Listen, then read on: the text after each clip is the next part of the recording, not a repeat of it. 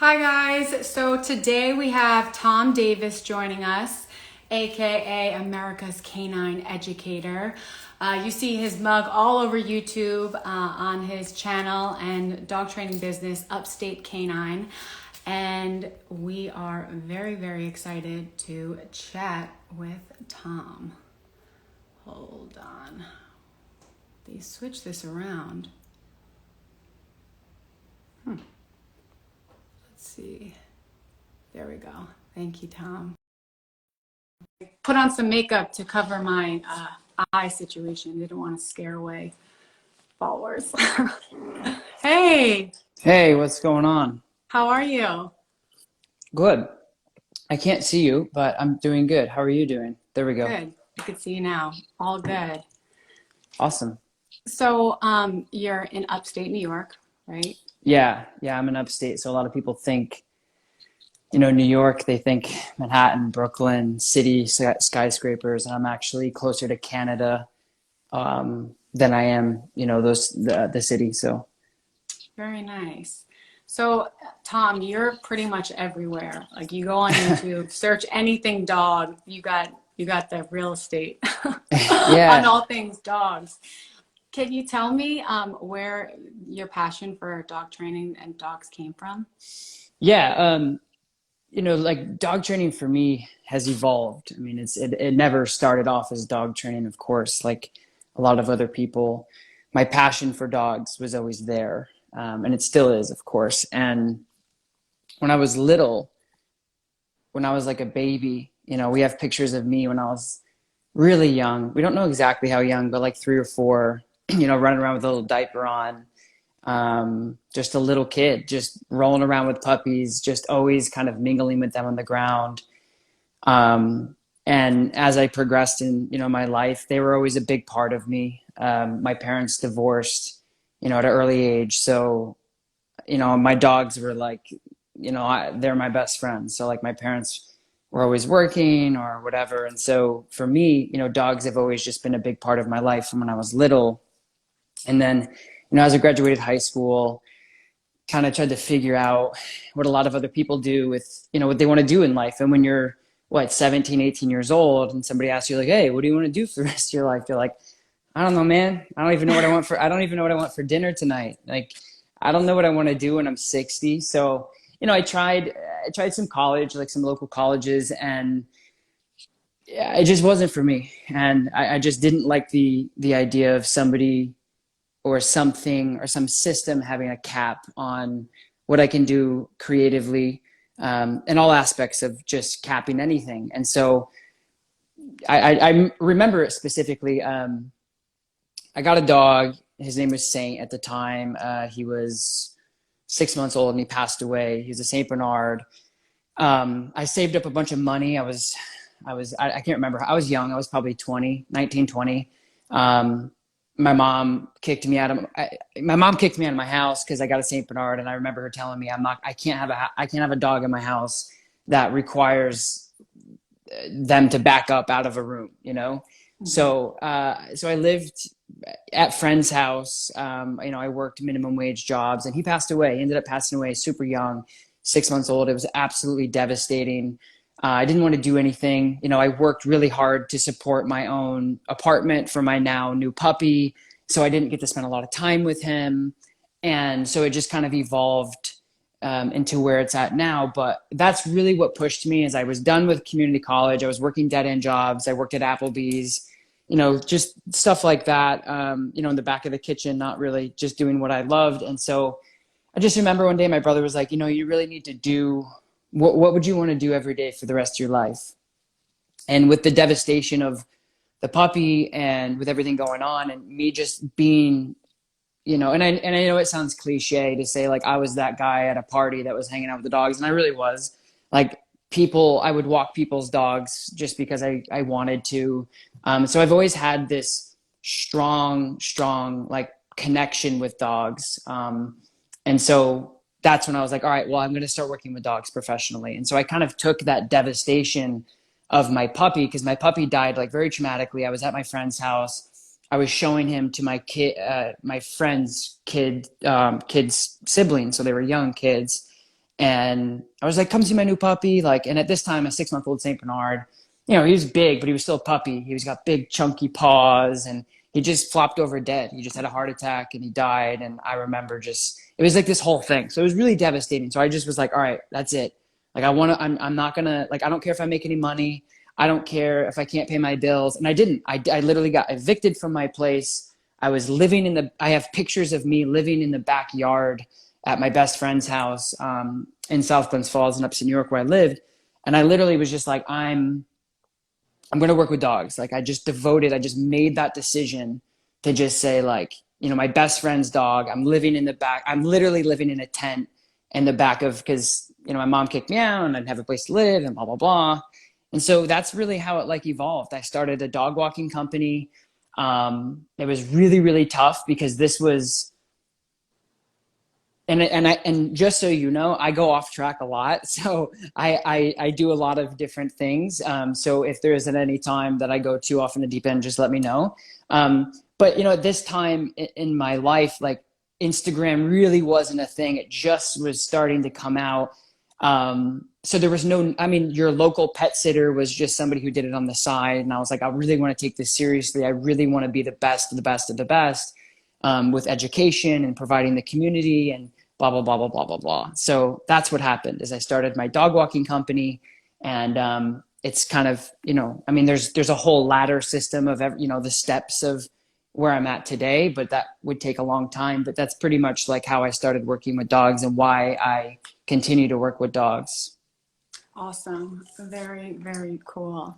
You must have really loved that Saint Bernard to get. Oh man, it was devastating. Like it sucked so bad. It was so hard. It's just because like, you know, when a dog passes away when they're old, it happens. You're expecting that. But when a dog that you've derailed your entire life for passes away, has a heart attack in your arms, you know, it sucked. But like I said, you know, it really pushed me here. I think everything happens for a reason. I'm a big believer in serendipity and just going with your gut and just really prospering off of things that you feel innately.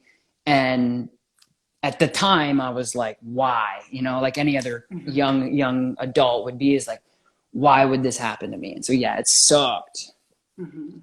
So how long has it been since you initially started your dog walking business? I started, I think in 2009, 2010, is right. Like when I professionally was like, I started taking money for it, you know, like before, like I said, I did it, you know, for fun. I just love dogs. I love my dogs, you know, just like any other dog lover, right? I'm not special. I just, you know, I was a dog lover and I just decided to pursue it as a profession. So that was 2009, 2010. So now looking back 10 years ago, 11 years ago, how does it feel? It's crazy. It's crazy. I take it day by day. Um, I'm proud of myself because I had a lot of people who really told me it was the stupidest idea in the whole world to go pick up dog poop for money.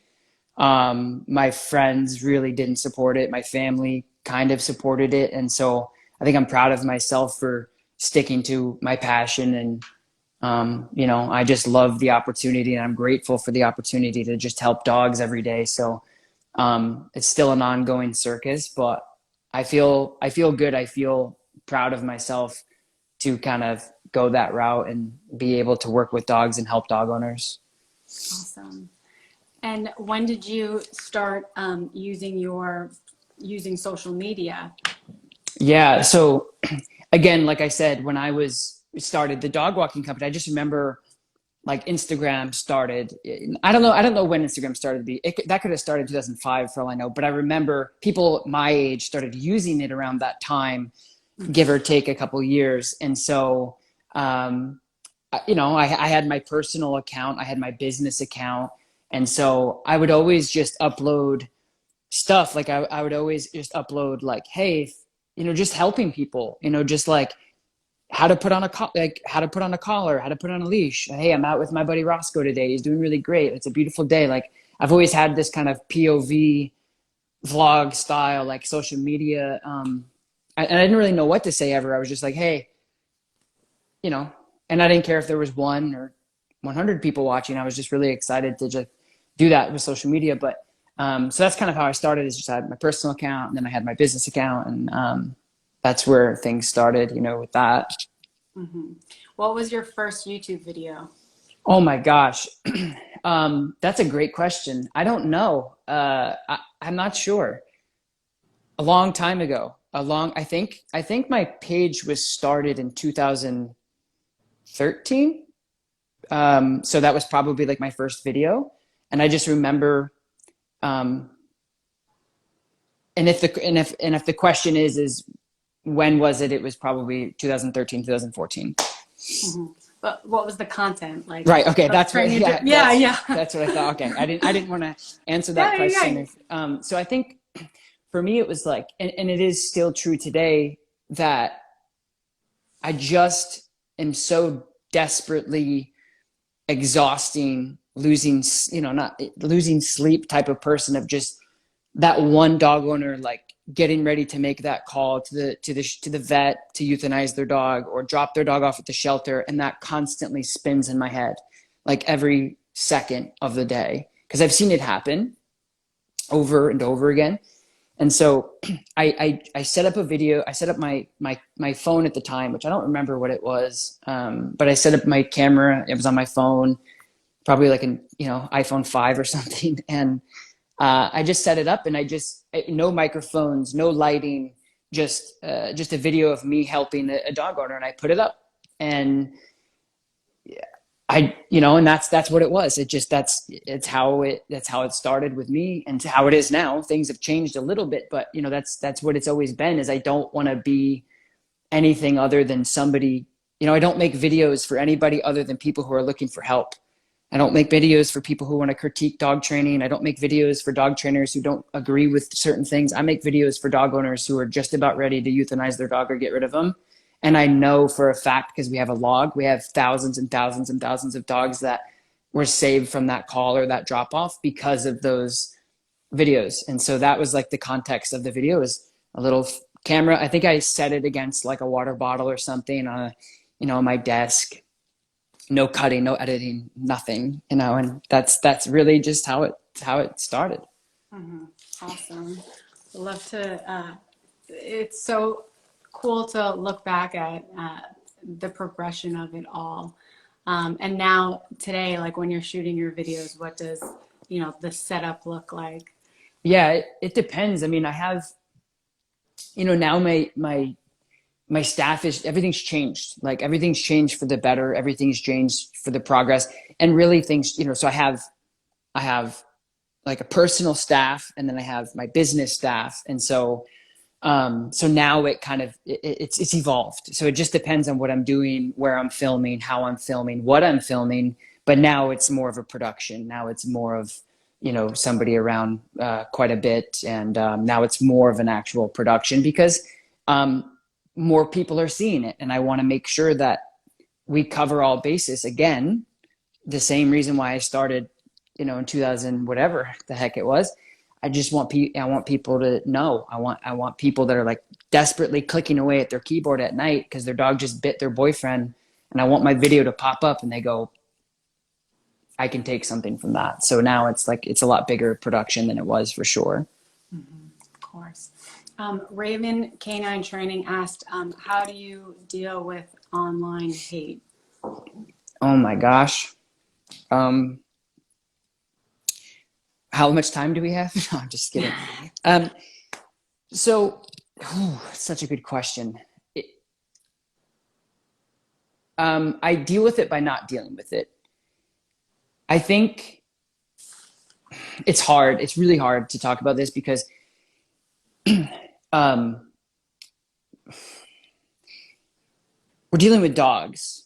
So I'm not going out shooting videos of my friends being stupid, lighting off bottle rockets and drinking beer, right? Because that does influence people. But at the end of the day, they're human beings that make their own decisions and whatever. But with dogs, I get it. So how I deal with it is I just understand that the loudest people are the people who aren't going to agree with what you want. And or what you do, or what what you represent. And so it does, if I literally cured cancer tomorrow with this pen, I would still get hate for it. Anybody who does anything on any level, on any scale to the general public is going to get hate. You're going to get people that are going to criticize you. They're going to tell you you're wrong. They're going to tell you it's not how you do things. They're going to call you out on very special days. They're going to find your schedule somehow, and they're going to try to ruin your day. They're going to try and that's why I keep things semi-private and my circle pretty tight, because it is what it is. When you get to be reaching some people at it happens. And that's why it's this very scary thing. It's like, part of me is like, oh my gosh, so many people are getting help and learning. This is just euphoric. And then it also exposes you. So you just have to be careful. And it's one of the things that I talk to, because I do a lot of coaching for dog trainers who are either trying to get into social media, and or dog trainers who are just, what do I produce? What do I put out? What content do I put out? And I'm not a guru by any means. I just, people find those questions for me. And I just tell people, like, you got to be really careful about your mental health, because it really comes down to your mental health and being stable enough. And I don't care who you are, how tough you are, whatever, like it does take a toll. And people are nasty and mean and disrespectful, and they'll do anything that they possibly can to try to bring you down from whatever platform or pedestal or high horse you are on. So dealing with hate, you have to be, I think it's authenticity, just making sure that your general mission statement comes from a good place, and it comes from my heart. It comes from my passion. I literally cry during sessions. I'm like, I get goosebumps. People are thanking me way more than people who aren't, by 100 to 1. So I think just understanding that if you're putting content out on any level, you're going to get hate, and you have to be able to just stay true to yourself. I have I am very fortunate, because I have like an inner circle that, and my family is kind of like social media-esque.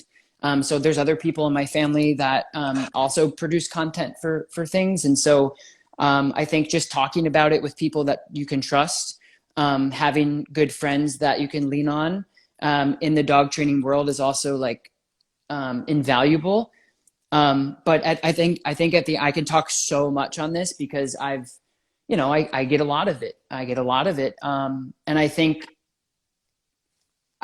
like I said before, there's a respectful, genuine way of somebody saying, instead of putting out a video or a post about maybe somebody disagreeing with what you do, not necessarily me, I think it's really important for people to read between the lines, to say, is that person just upset because you're creating content, or does that person genuinely like want to help you, understand how they're doing things? And so, I've had some really, really, really fantastic conversations with people who disagree with everything that I do, but we respectfully walk away privately. I would never, ever, ever, ever in a million years take somebody else's content and push it to people to say, this is, unless it's horrifically abusing, to push it to other people to critique that person in any way, shape, or form. Because that's not like a grown-up thing to do. So you have to, so my point is you really have to audit exactly what these hateful things are coming at you, how they're coming at you, and just being real with yourself, taking a deep breath and going, nah, and just walking away, So that's my TED talk on that. There's so much to it, but it's a great question. There's a lot of variables, but. Mm-hmm.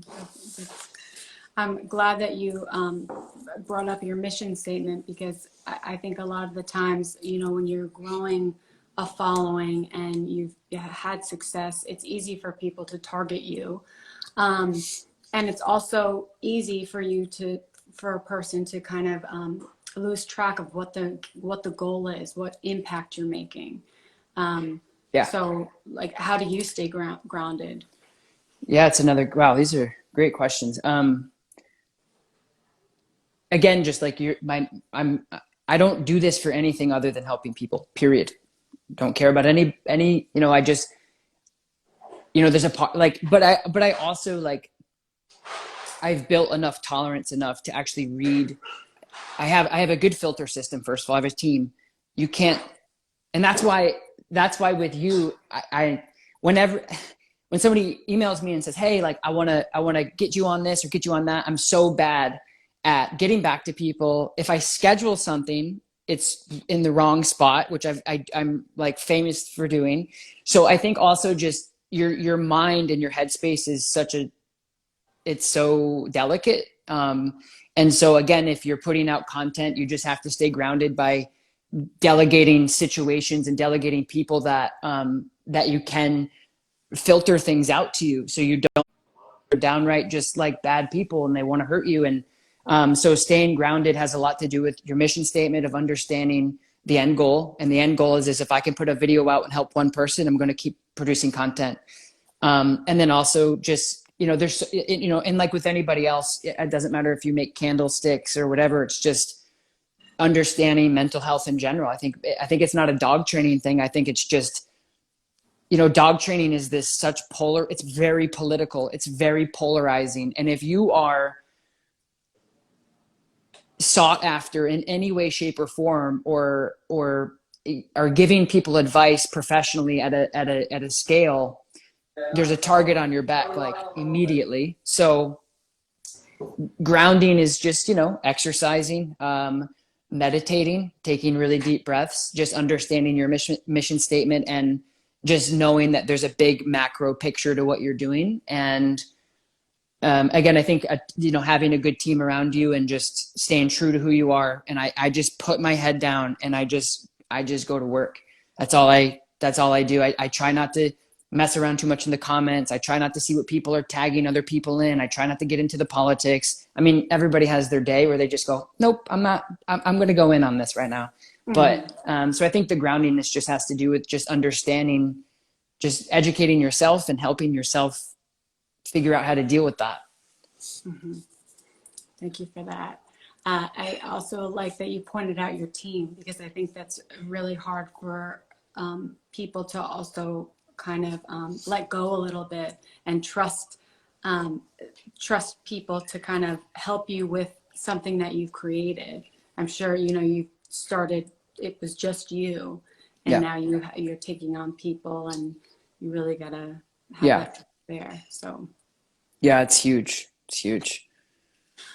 Switching gears a little bit, can you talk to me about the No Bad Dogs podcast? Sure. Yeah, I was going to ask you, why aren't you recording these conversations? This would be such a good podcast, because I know you do this with other trainers. And oh my gosh, add it to the list of things to do. Right now, I just obviously save it through Instagram, and then I'm putting it on YouTube. I think the reason why I'm not recording it is because I don't have the audio equipment set up. Oh, okay. Not to give you unsolicited advice, but I think it would be brilliant for you to do, because this like format, like having two people talk about similar things that other people are interested in is like so good for like people who are on the road. And I don't know, I think you're really good at what you do. I've watched some of your other interviews with my friends and stuff. And so anyway, the No Bad Dogs. Yeah, of course. You're talented at what you do. I think it's good. I think No Bad Dogs podcast, that started, I don't know. I don't even know when it started, 3 or 4 years ago. And I just wanted kind of like this, right? Where I had my time and energy, training styles, tools, equipment, politics, things like that. So I talked to a lot of my friends, but it originally started because I started recording my conversations with my online consulting service. And then I'm like, hey, this is basically a session in audio form. Same thing. It's just not video. And so the podcast, it's interesting because I don't manage it enough. I don't spend a lot of time on it, but it still like is always, it's winning awards, and it's on charts and stuff for Apple, and it's crazy. So really the No Bad Dogs podcast is me conversating mostly with my clients who I work with online.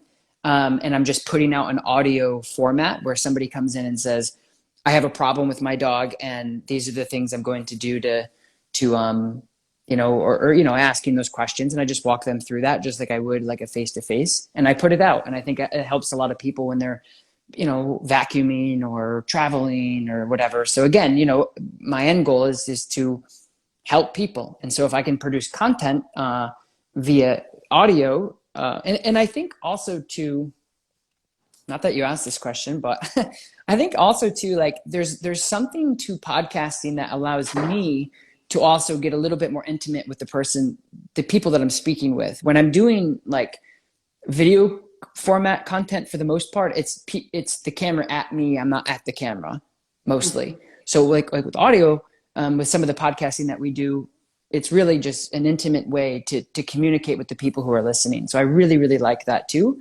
And it gives me like a longer form content abilities, which is nice. It's a change of pace for me, because usually it's bang, bang, bang, bang, bang, bang, bang, put it out, So. Yeah, the audio, there's so much less distractions. You can really listen and take it all in and really and people spread it out.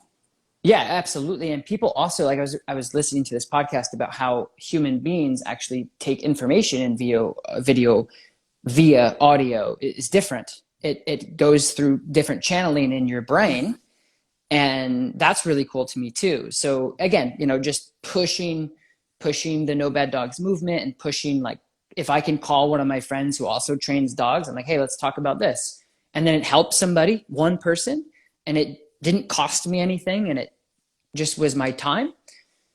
It's awesome. It's really cool. Well, I love the podcast, and you're really killing it with all Thank the you. different platforms.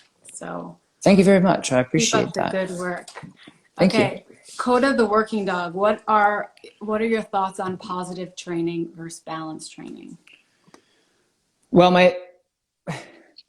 to answer the question, balance training, there is no difference really. Positive only training is different, I think, and I know that that's the question. I'm just being a smart ass.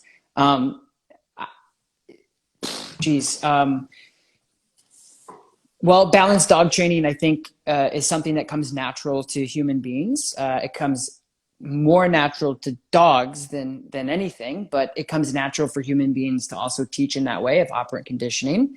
Hey, buddy, good job on your test, but you also, spit on the principal. Therefore, there's some sort of punishment for that, because you can't do that.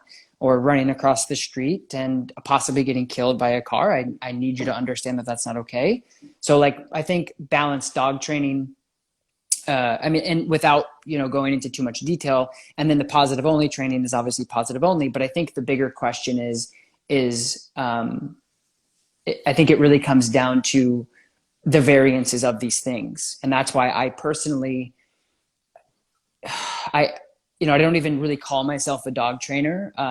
Hardly. I try to like zoom out wicked big. I'm just a dog guy that, has a knack, they have it, and I just try to help people. And I try to not take myself too seriously. I think, so I think, and my point is the balanced dog training community, it's so variabilistic and so polarizing, because, it's just like politics, right? You get left, right, middle. You get somebody from the right that does something completely against anything that anybody would ever do, and it makes that party look bad, or vice versa on the left. So it's really hard answer, or it's a really hard question to answer. But I think, at the end of the day, it's just, I let dog owners make the decision on what style of training they want to do. The only thing I would say about the big difference is I just don't love the idea of certain dog trainers telling people that there's no other options in doing things with their dog. That really, it really is just disgusts me, to be honest, because so many dogs die every year. More dogs die probably because of that than a lot of other things that are expected for dogs to be euthanized for. So yeah, that question is like way, way deep. So, my thoughts are, I'm a balanced dog trainer. I believe that dogs have a wonderful opportunity to learn with positive reinforcement, and I use probably 95% positive only training. And then there are some positive punishment equations and some negative punishment, all these different things that I do use in my training. So that question is so in depth that I can't even really get into that. Mm-hmm. It's really like you're training people, though, at the end of the day, and Mm-hmm. how people train with their dogs and how they want to see their dog grow. Because I don't think you can fully grow if you aren't taught what is wanted or what is Right. not. And I think the safety component is the most important thing. Mm-hmm.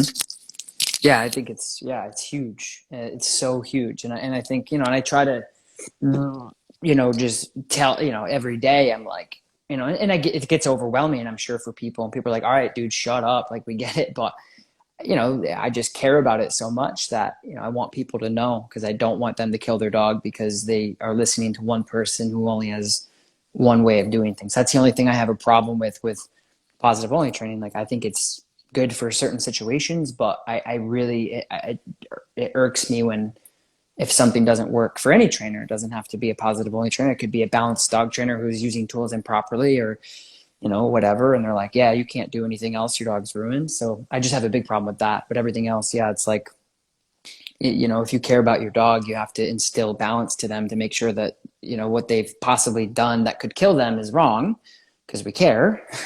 But yeah, that's a whole freaking rabbit hole. Mm-hmm. Also, e-collar. Mm-hmm. Can you talk to me a little bit about the e-collar and why you are such a big champion of the tool, and then also maybe some of the issues that you've kind of run into with you being so open about e-collar use and what a great tool it is? Yeah, great question. So I can tell you a quick story. When I was dog walking, my Saint Bernard, my new Saint Bernard, Thompson, he's now 11. He's around here somewhere. I was on a walk with one of my dogs, and he went with us, and we went out over a train track, and like this, and we went over, and then my Saint Bernard was off leash because he generally listened. He was younger at the time. So, he's an intact male. He's a little squirrely, but so and this was again way before. I mean, I've always trained dogs because, right, if you have a dog in your hand, you're training that dog. So, but I wasn't a professional dog trainer. But he was, kind of play bowed me in the middle of the tracks, right? Just kind of did this play bow, and I'm like, "No, dude, let's let's go." And then I just saw he just kind of took off, did this bouncy thing and just kind of ran. And I turned to my left. I saw this big light, and I go, that's a train. And so I started running after him. And I had sandals on because it was in the summer. I had my dog that I was walking on the side of me. And when you're on train tracks, they have probably a foot of big boulder rock in between the actual wooden tracks, right? Like this. And he's running. And just so you know, like almost everything that the way that I do things in life, it was a hard lesson of, so he's running and I'm running, and now I'm chasing him. My adrenaline's going. I'm literally, in sandals, and I'm literally running after my dog. And all of a sudden I just hear this, right? And I'm like, and I can feel the ground start to shake. And he's probably 10 feet in front of me. I turn around, and all I saw was this big ass light, like getting close. And I blacked out completely. And all I remember doing is I had two options: die with my dog, like two legitimate options: die with my dog to try to save him, or I try to get him off. And I was like, I'm not losing my dog again, but I might die for him. So I risked my life. I rolled him off. I kicked myself off the bank. The train is violently shaking because it's trying to stop. There's smoke going everywhere. It's loud. I'm clenching both the dogs like this, so they're trying to bite me because I'm clenching them so hard. I'm also looking at my legs to see if I still have them. Swear to God, like your instinct, like you wouldn't believe how calm. I've been in like really bad car accidents and situations like that. You wouldn't believe how calm your subconscious becomes when this happens. When you literally are like genuinely about to be dead, no other way to put that, your body kind of just slows everything down and you just kick into this really crazy mode. It's unless you do it, you can't understand it. So I pulled him off. I'm looking and I'm like blown away. I get both my dogs. I'm like I'm shooken up, obviously. I'm walking back to the house and I'm just in disbelief. I'm checking. I'm like, I didn't like, and then I just hear this, hey, and these two guys with a clipboard came out and they're like, are you okay? And I'm like, yeah. And I'm like, I'm literally looking at myself so they can tell me, because I was just in shock. I was like, I think I'm okay. I'm like looking at, I'm like, can you tell me? Because I'm like not in a good state of mind. And I'll fast forward really quick. But so they go, we have a cow pusher in the front of our train that sticks out about 6 feet from the front of the train. Once something gets past that, there's about a second, because it's all math equation basically, because they have to do reports. Mm-hmm. And that's what they had in their hand, was a report to write of something that happened. So they had this cow pusher and they said, you got about 1 second before you hit that thing, and you were in between that gap. And they said, we're so happy. They had paperwork to fill out that, that something bad happened, right? That close. Mm. So the e-collar came into my life. I said, holy crap. And so I looked, I love my dog more than the next dog lover. I'm a dog lover way before I'm a trainer, way before I'm an educator, way before I'm a professional. So I said, holy crap, that was the scariest thing in my life. So I looked up off-leash training at the time. I met my friend Janine Lazarus. She's a English lady who now lives in West Virginia. She was one of the Monks and New Skeets head trainers for many, many years on their e-collar program. That's where my training started. And so I knew nothing else than Dogcha e-collar training off leash. And I said, thank you so much. You've changed my relationship with my dog. And so that's how the e-collar started with me. I never wanted to either risk my life for my dog, and I never wanted to see my dog get pulverized by a train. Dark story, but I think, it's reality that I didn't just buy one. That's what happened. I mean, that's why I got into it. And so that's how I got into it. And then from there, as far as like the advocacy thing, is I'm so genuine. Like, I didn't know there was politics in dog training until I started putting out content on e-collar. People are like, I can't believe you would do this. And I'm like, what are you talking about? It's like the best thing ever. What's going on? I was so just ignorant because I wasn't in the industry. And that's why I'm like, I really it's like a love-hate thing. Like I'm grateful to do stuff like this and stuff, but at the same time, it can be so toxic. So when I started putting videos out on the remote collar, then I had to go back in time and, study everything I could to do the best I could, Michael Ellis and blah, blah, blah, and just really understanding more about it. And that's my advocacy story about why I got into dog training. And I advocate for it because I know that there's a lot more people out there that use tools than people who don't. And so I know that I'm speaking to a bigger, larger audience who really wants to get help with their dog. And I'm trying to modernize that as much as I can. And I also think that, I'm grateful for the opportunity to have the platform that I have to change people's minds on these things. I know that I've been involved with different government agencies in different countries, video-wise and content-wise, and, working with Dogcha, being on a board to represent proper humane e-collar stuff. So I'm a big advocate for it because of those reasons. Mm-hmm. I'm sure that a lot of people, in Europe where the e-collar is banned, they must reach out to you and say, I want to get an e-collar, I can't. How do you deal with that? Yeah, all the time. Well, there's certain, and it's different. I have a lot of clients in Australia, and I know that the different states in Australia, you can have them and some you can't. And I know in the UK and other places in Europe, and it's really kind of locally state localized rules, but for the majority of you can't have them. The way that I deal with it is I just, I go over, I share my sympathy. I have this spiel of why they're illegal where you're at, and it's probably a better reason than not, whatever. So I just share with them other opportunities to, do a reliable recall for the best that they can, as responsible as they can, because that's what they want, right? They're asking me questions about the ban of e-collars mainly because they want to do e-collar training or off-leash training. And so I just give them alternatives to help with that and give them a dose of reality of like, this is the reality of it. So these are the things that you're going to have to do. So I help them out in those fashions. Mm-hmm. So you're not Pablo Escobaring No, e-collar. but I've heard some pretty crazy stories of people getting e-collars and prong collars. Like the prong collars is crazy. And we ship stuff with our merchandise. We ship stuff all over. And so we deal with customs a lot in Germany and Australia and the UK. And there's you can do it, certain ways, and people are, anyway. Yeah, it's crazy. Yeah, it is.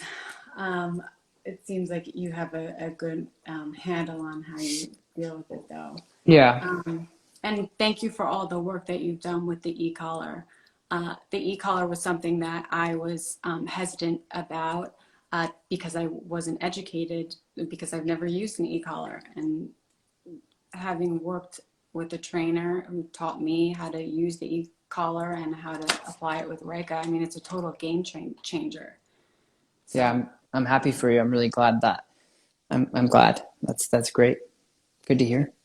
side note, Ruger Titan Nisha says thank you. She won the dog trough from your giveaway. Oh, sweet. Yeah. Okay, Bailey Bassett. What's the most important component to raising a social but neutral puppy? So social but neutral would probably mean a dog that can be around people and other dogs, but not excitable, I'm assuming, ish. Yeah. Well, I think, like every other trainer says, genetics matter because they do. It's like a foundation of where you start. So I think exposure is good. I think socialization in general is something that dog owners need to audit. What is socialization? Socialization usually means like puppy playtime, go to the local bar with your dog, go to the coffee shop, go to a dog park. Like socialization doesn't always have to mean these things. Socialization can mean, I think, just environmental exposure to different environments. So they're learning how to be social. Like for an example, a great thing, like at our facility, we have a group class. So our group class is a great structured socialization class, which means you have all these dogs around, and they're all controlled, and they're all different breeds and different sizes and different sex, and they're all working on different things. You got reactive dogs, you got puppies, and that socialization is responsible because everybody's under control, and you have a trainer or two trainers in the group class kind of going over things. So that's my first answer to that is exposure. It's really just influence, right? So if you have your kid and you're like, hey, go hang out with this group or this group, they're going to be a product of that. So I think I think that the other side of being neutral has a lot to do with maturity as well. Because I think a lot of dog owners think it's neutral as, I want my dog to be chill and social. I want my unicorn dog that just sits there and doesn't care about anything going on. And a lot of that has to do with maturity, just like with people. It's like, when do you think my baby's going to stop wearing a diaper? It's like, it's going to happen at some point. It just takes time. They need to mature to learn how to do things. So I think with the neutrality of it, and keeping your dog neutral, and I think that that's equated to just calm, it comes down to maturity, breed, obedience training, obviously is a big part of that. But the other side to that is also just what I call structured socialization. So that's what I would recommend. Okay. Thank you for that. Okay, my GSD is aggressive to some dogs, but with most of them, they play. Any advice for control? My GSD is aggressive to some dogs, but not other dogs, basically. Yeah. And first of all, it's like, with dog training, that's why it's difficult for any dog trainer or educator or anybody in the field, because there's so many variables. Every dog is different. That's why some of these lives are, difficult for some dog owners. But I think at the end of the day, really auditing your expectation. What do you want? Do you want unrealistic? Do you have unrealistic goals? Do you have unfair goals? I want you to hey dog, I want you to get along with everybody. I want you to get along with everybody, no matter what happens, no matter what dogs do to you, no matter how fast and hard they come at you, no matter if they try to mount you, no matter if they try to bite you, no matter if there's food around, no matter if the mom and dad are sitting there on the leash, holding the dog back as they're reacting. I want you to be okay with everybody. So you really have to take a step back and audit your exact expectations of what you want. And I think a lot of dog owners are too hard on themselves, and they portray this, my dog has to be good with every dog all the time. And if they're not, there's a problem. That's not the case. We don't like everybody. Dogs don't like everybody. You just have to understand your expectations. If your dog doesn't like certain dogs, but 80% of the dogs they do, you're good. So you also have to advocate for your dog to also make sure that I picture like Sherlock Holmes. That's what I tell people I am. I'm like, I'm going to be Sherlock Holmes in this. You tell me all the information like a case, and I'm going to sit there. I'm going to put these smartsy glasses on, and I'm going to sit there and I'm going to take everything down like some sort of big shot investigator, you know, and I'm going to try to bring out all of this information. And then I sit there and I go, where are the variables? Is it females? Is it intact males? Is it on the leash? Is it off the leash? Is it at the dog park?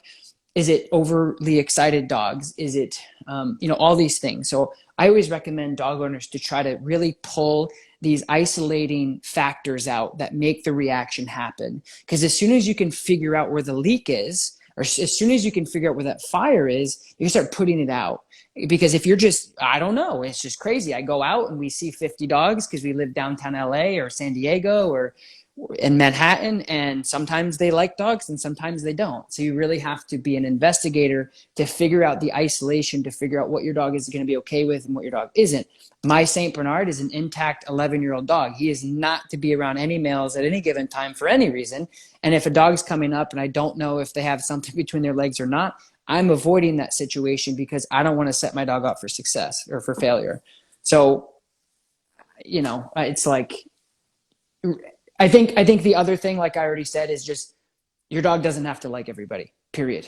Don't feel like you're failing, and don't feel like there's a kink or there's a problem with your dog if they're not getting along with another dog. It's totally okay and natural. Like, imagine if we all just loved each other. It'd be weird as hell, like so weird. Mm-hmm. Question, how do you recommend breaking up a dog fight? Back leg pull. That's worked every time for me. Because so can you yeah, so yeah. Yes, because I've broken up a lot of dog fights. So you grab so typically, and I'm not, I know, and that's why, like, by the way, I've made this brand America's Canine Educator. I don't know everything. I'm not the best at anything. I just know a little bit about a lot of things because I've worked in so many different levels in dogs: shelter work, animal control work, protection work, pet work, all that stuff. So for me, there's some things that I really know a lot about, and dog fights is one of them because I've seen them a lot, because I've volunteered at daycares and I volunteered at shelters, and I've studied and studied and studied wolves and coyotes, and I've been there. And so the best way that I have found to break up a dog fight is typically and historically when dogs attack or they, and we're talking about a fight, right? We're not talking about right? Like the video of the two Malinois doing that thing and the fence gets taken away and then nothing happens. I don't know if you've seen that. I haven't seen it. It's insane. It's so great. There's literally these two, I think KD Matthews posted it on his Instagram, I'm not sure. There's these two Malinois that are literally going batshit at each other, like crazy. And there's like this little fence, and the owner just takes the fence away and they just sit there. So anyway, it's funny. If we're not talking about a reactivity or a squall or something that we see in daycare every day where they're like, bam, and the other dog cries a little bit and they run away. We're talking about a dog fight. Typically that dog is wanting to kill that dog. If it's a fight, like they latch on and they're serious about it. They're all front like this. They're very frontal animals when they do something like that. So they bite and they hold down and they shake or they rip up and down, and they're all like front chested. If you take their back legs and pull them out, it takes them out of that thing and they try to regrip and you can pull them away. And the other advantage to that is you don't need, sure, I could say, well, you go out and you find a hose, or you go out and you find a bucket, or you go out and you find a rock. It's something that you have every time when there's a dog fight. You have their back legs. So if you can pull their back legs that's the best thing to do. But that's, again, I say that, but yeah, but because this is how social media works. Yeah, but Tom, what if the dog is pinned on the ground and the dog is, getting, blah, blah. I mean, these are just these quick little grabs and you can just pull the dog out that way. That's the best way I have found that's worked. And it's never not worked for me, knock on wood. Okay. What advice would you give those who have dogs at home that begin to start fighting after years of getting along just fine? Again, finding out if there's a trigger, finding out if there's an isolator. Did we bring another dog to the house? Did we get somebody fixed? Did we bring a baby home? Is there something going on with relationships within the house? Has the exercise changed? Has the diet changed? So there's no on and off answer to say, oh, all you have to do is go in their ear, whisper this potion, and then they stop. Like, I try to tell people, try to really figure out why you think it's happening. And if you can't, and you're like, no, it's completely out of nowhere, you have to make a decision. You either say, I'm going to devote enough time to train these dogs to coexist with each other. And people do that all the time, like police dogs, working dogs, protection dogs who aren't friendly with anything or anybody. They create and rotate their whole life. They're happy. They have a good quality of life because they're working. So I think just making a decision as a family or as a couple or as a single dog owner to say, this is something we're going to be able to do. We have time for, we have the energy to train, to make this work, to keep our dog. Or if you feel like this dog's quality of life is terrible, on both ends of the spectrum, because the other dog is also getting their butt kicked, which is devastating. I hate seeing that. You get like the older dog that is been there for a long time, and all of a sudden the other dog just wants to kill that dog because they're older or whatever. That's devastating to me. I'm like, you really need to not only advocate for the dog that's attacking, but the dog that's getting attacked is more devastated than anything. So just making a decision, we're either going to try this with a trainer, hiring a trainer to help, or you're going to make a decision to say, I really hate to do this, but it's better for my dog to just rehome my dog maybe to, a better home that's more suitable. Mm-hmm. Someone said an alternative for breaking up a dog fight is putting a finger in the anus or the fight. Yeah, sure. I've never tried that, but I mean, like I said, the legs have always worked for me. Okay.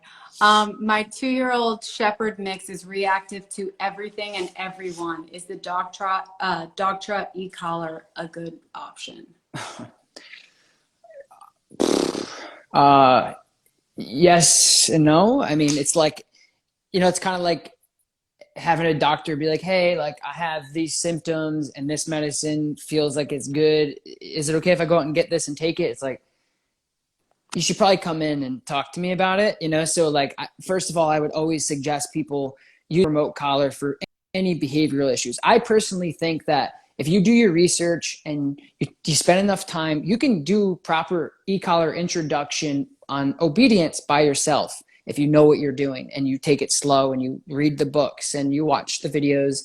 But when you're dealing with behavioral modification training and you're dealing with that type of stuff, you have to hire somebody to help you, because the e-collar is powerful in every sense of the way. That's why it's so successful, is because it creates this new technology to the mix. So the answer is yes, it certainly could, but there's also a lot of ways there's probably, if you do it by yourself and you don't know what you're doing, you're gonna make things worse probably with the e-collar.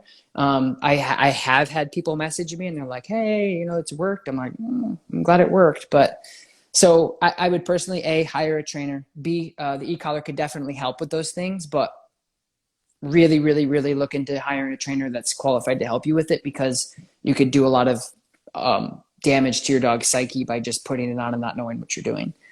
Mm-hmm. Okay, we got a lot of COVID puppies that came home this last year. What tips do you have for separation anxiety?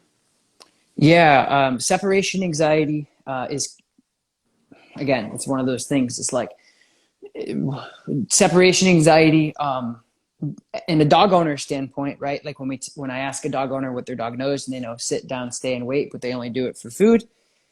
That's what they think.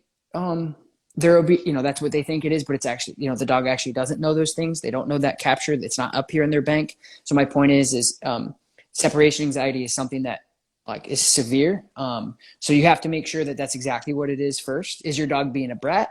Is your dog just like, hey, pay attention to me, don't leave? Or is your dog actually, I talked about this with a behavior this one time. The separation anxiety is defined usually by the dog actively maybe trying to hurt themselves to get out to you, or pooping and peeing and chewing up the walls and really just having severe anxiety. There's low cases of that too. So it's a big spectrum, I guess. So you have to, again, there's a template here. You have to figure out and audit as a dog owner exactly what it is before we just say separation anxiety. That's what it is. But for the most part, what I tell people is you have a dog, COVID, everybody got a puppy. You couldn't even get puppies, during the pandemic. So you just have to start treating your dog like a dog and start giving them structure. If you work 9 to 5, but you're not going back to work until June, well, you should be leaving your dog at 9 or at 8:30 or whatever to start that routine, to start getting away from the dog, to start to desensitize them to things. Anxiety, for the most part, and in my experience, in my opinion, has really been predicated off of lack of exercise and not enough structure from the dog owner. Same thing with reactivity. Dog owner comes in looking like a terrible freaking mess, and really they're just bored. So exercise is big, structure is big. Not treating your dog like a Cabbage Patch Kid and talking to them all day, carrying them around in your hands. Just really making sure that your dog has enough to be secure about. If your dog is anxious, that means that they have a bad, unhealthy codependency with you, more than likely, unless, again, it's this genetic thing or whatever. I mean, that's why, for me, I always catch myself when I say something broad like that, because I'm like, wait, somebody's going to make a post about how I said this one thing, so I'm always careful about that. But generally speaking, separation anxiety is created off of lack of exercise, lack of structure, and not setting your dog up for success for realistic scheduling. If you work from home, it's an advantage. But what if one day you don't work from home? Your dog is going to be pretty pissed. So, pushing them maybe to a doggy daycare, pushing them to a dog walker, or letting them stay in a crate for a little bit of time so your dog can start to normalize you leaving them. Mm-hmm. I imagine that it's probably very difficult for you to respond to every single question you get, because there's such a deep psychology, like with dog training, and it's like such it's a lot, like very in-depth behavior analysis. What is the number one thing that you tell all your, or the top, maybe like top 5 things that like every new dog owner should know and implement into their lifestyle, like crate training, or like walking on a leash, like things that are like non-negotiable. You bring a dog home, your dog should do this. Yeah, specifics I'll tell you, but I think just in general, understanding that what is specifically with puppies, not, I know that wasn't the question, but just new dogs, but puppies in particular, because I think more dogs when they come into a home are going to be puppies.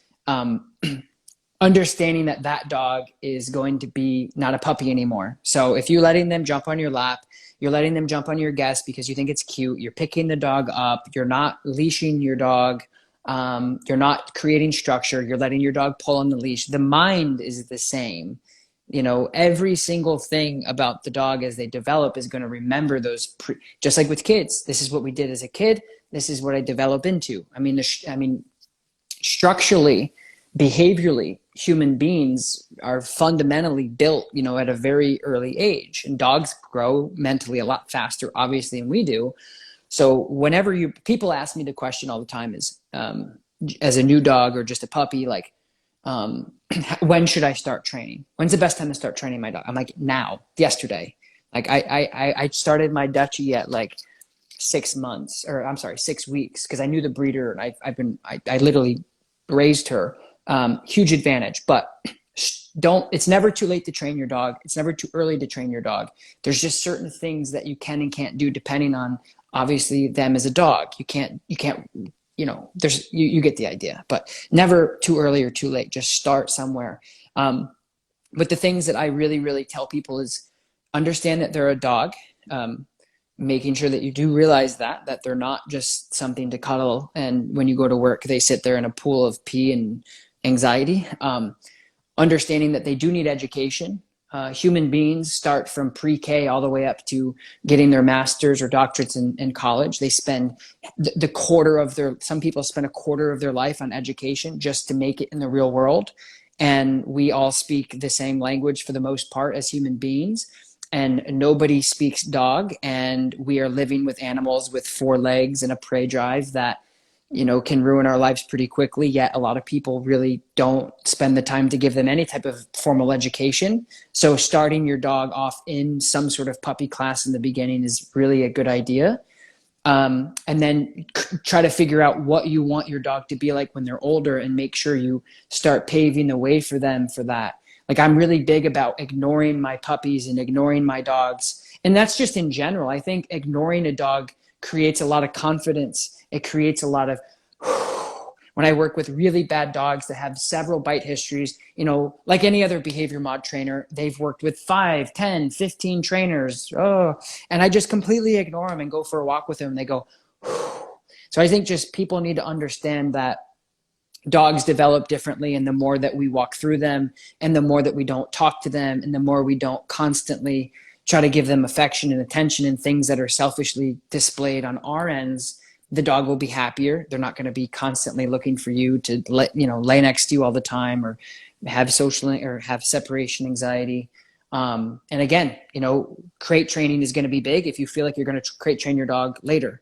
One thing I find, and this will probably be one of the last ones, but I think the one thing I find is if you travel, you go on vacations, you're a busy person, and starting your dog off with a routine to stay, like for me, for an example, I travel a lot. More than 65% of my business is on the road, out of state, working with dogs. And nobody stayed with my dogs ever because I was always home. And so when I leave, it's kind of stressful for them. So that I always tell people, if you're busy and you're going to travel, start your dog off with a dog walker, a pet sitter, go away for the weekend, whatever, or we have dogs in our daycare that have been coming to us for a long time. And when they come, they're home. So when mom and dad want to go sit Mai Tais on the beach for 2 weeks, their dog is happier almost at our place than they are at home. So that's another thing I think is completely mislooked, is because we see a lot of dogs that people get into a pinch and the dog sitter can't come over, the neighbor can't come over, and they need somebody, and the dog comes in and shakes like this and won't eat for a week. And I feel terrible because it could have been avoided. Mm-hmm. I think there's a lot. I can go on literally all day, but that's a handful. A great answer. So important. Okay. I know we have a ton more questions. What's the best way to get in touch with you and Upstate Canine? And do you have an online? Yeah. So like, my company and my trainers do the majority of the training at the Upstate Canine Academy. So you can contact us, via email, through our website. But if you want to book like an online consulting thing with me, there's in my Instagram, there's just like a book now tab that you can do. I do those pretty much Monday through Thursday, 3 times a day forever. So they're in there. So if people are, unless I'm traveling, then it changes. But that's it. And with all your different platforms and, just your overall busyness, what's next for Tom Davis? Oh my gosh. I still feel like I haven't made a dent in what I want to do. There's been freaking 10 TV deals on the table. There's been, we just got a new facility, which I have never announced until just the second. So we got a new facility. I think what's next for me is still trying to figure out the best way to continue, educating dog owners. So I spend a lot of time on YouTube. I think that that's the best platform for the things that dog owners need. So that's what's next for me, is continue to make content, and help as many dog owners as I can, because I feel like I've done absolutely nothing yet, because that's just the type of person I am. So that's what's next for me, is just continue to do what I'm doing, put my head down, work really hard, and make content for dog owners who want to, or need help. So Well, keep up the great work. thank you It's a so lot much. of work. I don't Yeah. think people realize how much work goes into it. Yeah. So well Thank you. done. Thank you so much. Of course. It's lovely chatting with you and getting to know you. Absolutely. This was great. I really like doing these things, because it takes me out of like, the norm of like, answering everybody's questions all the time, or going live about a subject or something. So I really do appreciate you having me on too, because it allows me to talk to somebody, with, about dogs. And so it's a change of pace that I really appreciate. I'm grateful for. So thank you for having, just really quick, are you a trainer, or what No, do you? I'm not a trainer. So I'm just a dog owner. I'm a first-time Malinois handler. Mm, And got Rika, who's a year old, in April of last year. I have, I had a marketing media agency in LA. And once COVID hit, my company was rocked. The clients had to end their retainers, large companies with big overhead. I was working with doctors and beauty Offices. businesses, yeah, who have like, Yeah. 30 employee, like, yeah. So marketing media is the first to go when you're about to be shut down. And Sure. so that was a huge loss for me. I love working and I love what I do. So it was kind of twofold in the sense of like, okay, now I'm not working. I'm not, like, my agency is like basically done until I don't know when all of this is going to be over. And like, I really need to have purpose. I really need to like be working on something. And I found myself like very much kind of like in this weird space. I mean, I think a lot of people in COVID who lost their jobs or just at home, like really had to find ways to like get out of their head and like do something. I mean, I think a lot of people had the rug just pulled out from under them.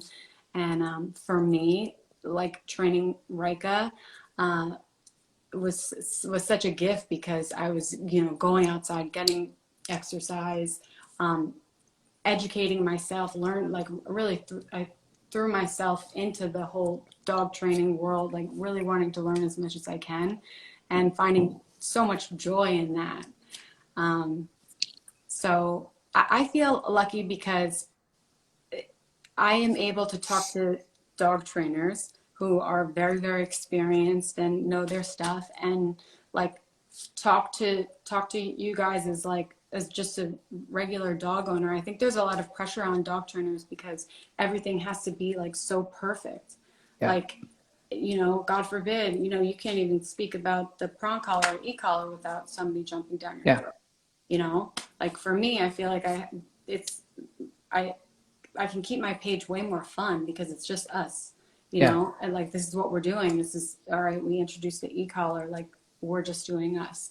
And so kind of went off on a tangent, but No, I was interested. I wanted to know, because I didn't know, exactly what you did. And I think that that's a good point. And I think that's the other thing too, on in social media and content is, this whole cancel culture type thing is scary for creators, because I'm a different human being from what I did yesterday, let alone 5 years ago. And I'm constantly learning. And I'm not the type of person that's going to say, you know what, I've changed my mind on, on different styles and techniques. I'm going to go delete everything that I disagree with now. I grow as a human being. And I think that that's great that you are doing this, because, the dog, especially in the balanced dog training community, it's not as, I think that there should be more praise and working together, because, there's a lot of loud people out there that are trying to, tell you how to do your job and whatever. So it's good that you're doing this, because the camaraderie of balance. And I have a ton of friends, in the dog training world that I talk to regularly, and it's great because we have these kind of closed doors discussions about, what we're doing. And so it's good that you're publicly like bringing this together on your platform, so other dog owners and dog trainers can go through and look at, I'm sure you have a vast array of different types of training and people on all sorts of different levels with what they're doing. So it's really cool what you're doing. And I was just interested, in what you did, because I wasn't sure. Well, thank you. And I mean, it's also been great connecting with people online. I think we've all missed community and like, face-to-face interactions. And so I have absolutely loved like getting to know people through Instagram and through having our dogs and loving our dogs. I think one of the coolest things about my page, and I really realized it today, the demographic is so diverse. Like it really is. Like in like the trainers, like it's the owners, and like, but everyone is able to connect and like celebrate dogs and like not be so wrapped up in like, oh, you do this, oh, you must think like that. Oh, you do. And I feel like that it's just, that's such a dangerous thought pattern to be stuck in that. Exactly. I think it's like, and it's the same thing with, and that's how I feel like the balanced dog training community is too, is like, if you get a following or you create a following, or if you have followers, you're automatically put into a box of, well, they must be a joke then. They must be, they're not serious, because if they were serious, then they wouldn't have that, whatever. And it's the same thing with like other trainers who don't have any, like some of the most skilled dog trainers that I've ever seen that I would just drool over, don't even have social media. So I think you're right. In a sense of, especially in the dog training community, because I think in so many people are like, it's not about anything other than the content that you're putting out. And, so I always tell people like, there's so much more to life than what you've chosen as a career. And so your career isn't your identity, where if you're a dog trainer, when you wake up and you go to the grocery store, people are like, are you a balanced dog trainer, or do you use, and sometimes I get caught up into that too. Wearing merch and things like that, where you kind of get caught up, like, nobody cares, dude. Like literally nobody cares. And sometimes it just kind of takes over, as a social media, just being on social media. And so I think you're right. I think it's such a weird thing. And I've also seen kind of the evolution of people being either really big or really small, and not having some sort of representation of how skilled they are, which drives me crazy. Because I think that there's certain clicks and there's certain things that, they don't empower other dog trainers. They don't say, hey, like when Canine Intervention came out, everyone was like, yay or nay, blah, blah. I'm like, dude, that's a balanced dog trainer on a huge platform. Everybody should be applauding and lifting that dude up, because it's not about, the money that he may or may not have gotten, or the notoriety or whatever. It's like, dude,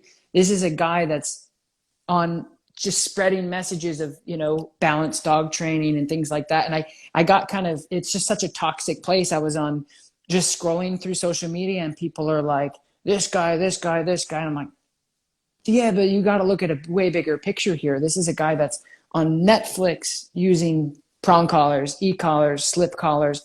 And I don't know him personally, but like, I know a lot of friends know him. He's skilled at what he does. He does good work. So, hey, what the heck are we doing? And I see that with me too. There's, different dog training cliques and things of like, whatever. And it's just crazy. So anyway, I'm really happy, that you're creating this camaraderie, and you're not taking, you're not sectioning out different people or anything for the way that they train or, whatever. So that's cool. It was a pleasure to be on here. It's really fun.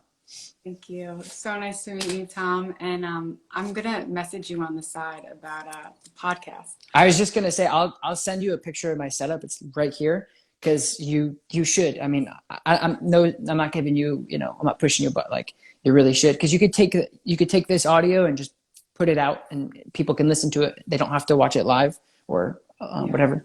So anyway, okay, yeah, message me. Yeah, send it to me because I want to set it up. And thanks for everybody for hanging out with us that are still here. We appreciate that. And again, thank you for having me on. I appreciate it. Of course. Thank you, everybody. Thank you, Tom. You're welcome. Have a good night. Bye.